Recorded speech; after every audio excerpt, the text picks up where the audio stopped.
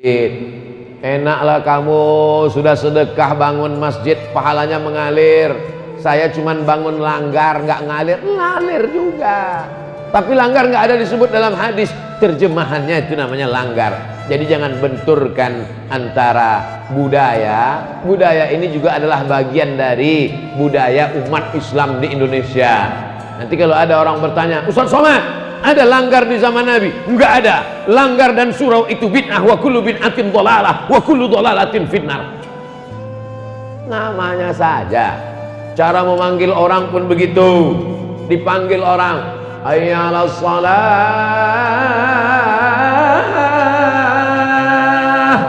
Di Makkah cukup dipanggil hayya 'alas shalah, orang bangun. Di Madinah, as-salatu khairum minan naum, bangun.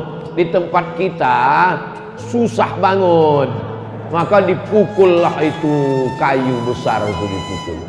Diambil kayu. Kita tinggal di tropis, iklim kita iklim tropis, hutannya lebat.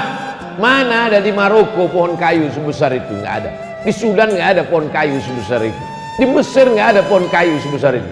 Di Indonesia pohon kayu besar-besar, maka dilobangi di bagian dalamnya, dipasang itu kulit kambing, maka dipasang, dipukul. Nah itu dipukul, makanya bangun semuanya. Pukul bangun. Apa namanya? Beduk namanya, itu besar. Melihat beduk itu saya teringat masa kecil dulu. Saya kalau kami di Sumatera sholat maghrib itu jam 6.30 azan maghrib. Jam 6 saya sudah ke masjid. Masuk masjid sama kawan-kawan ke masjid, masuk ke dalam beduk.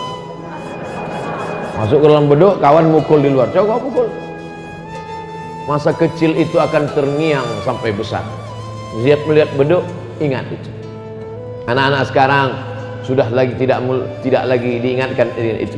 Jadi jangan dikatakan ini beduk tidak ada zaman Nabi, maka beduk ini bid'ah, wa kullu bid'atin dhalalah, wa kullu dhalalatin finnar. Kata yang udah ngasih beduk, aku sudah ngasih kayu sebesar itu, kau masukkan pula aku ke neraka lagi.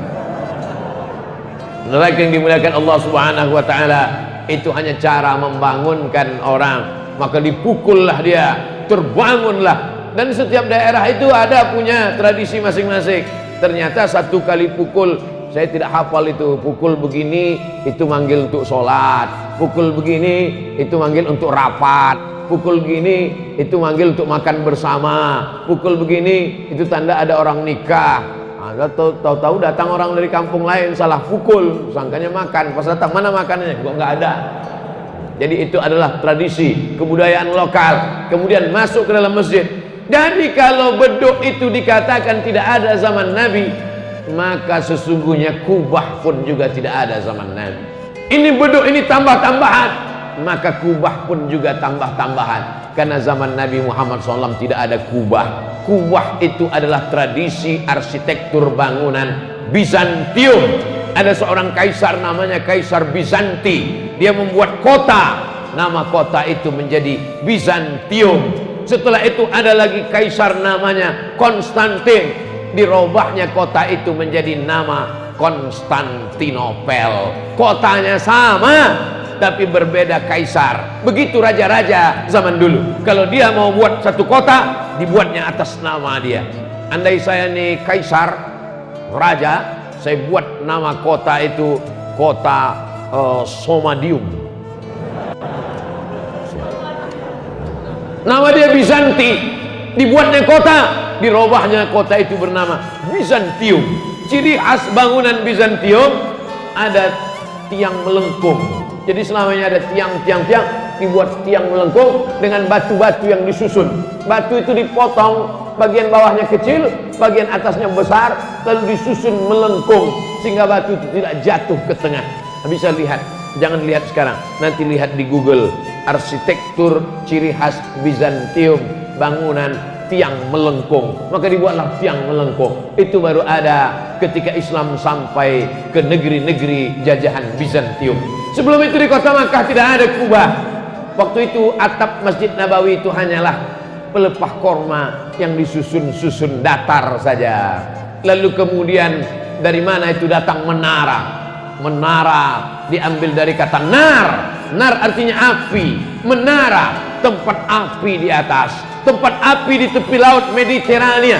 Ketika orang naik kapal, dia tidak tahu mana tepian di tengah malam, maka dipasanglah api di tepi pantai. Di atasnya ada api menyala. Orang Arab menyebutnya manarah, orang kita menyebutnya mercusuar. Maka ketika Islam sampai, pasukan Islam dari kota Al-Madinah Al-Munawwarah menyeberang Laut Merah sampai ke sebuah kota yang didirikan oleh Kaisar Alexander the Great. Kota itu bernama Alexandria. Alexandria adalah kota 200 km dari Kairo. Di sana ada sebuah mercusuar. Mereka buang apinya. Dibuang apinya, naiklah muazzin ke atas. Dia azan dari atas, Allahu Akbar, Allahu Akbar. Suara lebih kuat karena lebih tinggi. Itulah asal muasal ma'zanah, tempat azan. Bilal tidak pernah azan di atas menara, karena zaman Nabi tak ada menara. Bilal azan di atas satah, di atas atap rumah orang di kota Al-Madinah Al-Munawwarah. Jadi bangunan-bangunan ini adalah tambahan setelah Nabi Muhammad SAW meninggal. Kubah bukan diajarkan Nabi, menara bukan dibuat Nabi. Tapi sekarang kalau sudah masjid, seolah-olah menara dengan kubah adalah rukun masjid. Ini menunjukkan Islam boleh mengambil arsitektur bangunan. Maka kita lihat di Bandung ada masjid dengan arsitektur saudara kita dari Tionghoa, Masjid Cheng Ho. Ada di Semarang. Lalu kemudian di Makassar saya pernah ceramah di masjid Cina. Ini boleh mengambil. Ini kenapa? Karena Islam tidak mengarangkan bangunan arsitektur selama tidak mengambil akidahnya, selama tidak mengambil keyakinannya. Yang diambil hanya bangunannya. Yang selama bagus-bagus tidak salah. Apa bagusnya kubah? Maka dengan arsitektur melengkung kubah, di tengah tidak ada tiang. Apa bagusnya menara? Dengan adanya menara, maka muazzin lebih leluasa, suaranya lebih sampai ke telinga jamaah. Zaman dulu muazzin itu naik ke atas. Zaman sekarang muazzinnya di bawah, suaranya yang ke atas. Yang menyampaikan suara ke atas siapa? Kabel. Ada juga ke kabel. Allahu Akbar. Ada juga suara walaupun kecil. Allahu Akbar, Allahu Akbar. Sampai suara. Setelah itu imam pun meletakkan mikrofon ke bajunya. Setelah itu imam pun sholat, Allahu Akbar. Setelah itu salam, Assalamualaikum warahmatullah. Muncul masalah baru. Apa masalahnya?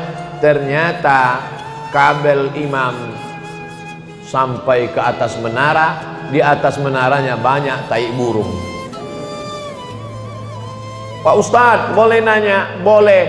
Apa hukumnya imam sholat, kabel yang nyangkut di bajunya ada tai burung sampai ke atas? Memunculkan masalah fikih baru. Gimana pertanyaan Pak Ustadz? Apa jawabannya? Orang saya yang nanya, masa saya yang jawab? Sudah dibahas dalam pembahasan para ulama. Saya hanya ingin menceritakan bahwa ketika kita belajar peradaban Islam, maka Islam tidak mengharamkan sesuatu yang tidak ada pada zaman Nabi Muhammad sallallahu alaihi wasallam. Jadi jangan membuat suatu masalah baru. Masjidnya sudah bagus, masjidnya sudah cantik, kita tinggal menikmati meramaikannya saja. Maka kita tinggal memakmurkan masjid. Siapa yang memakmurkan masjid ini? Innama ya'muru masajidallah. Orang yang memakmurkan masjid ini man amana billah, beriman kepada Allah, wal yaumil akhir, percaya bahwa dunia ini akan kiamat, wa aqamas shalah, dia menegakkan salat, wa ataz zakah, dia bersedekah, berzakat, berinfak, berwakaf, wa lam yakhsha illallah, dan dia tidak takut kepada yang lain, takutnya hanya kepada Allah. Kita doakan anak cucu kita memakmurkan masjid sampai hari kiamat.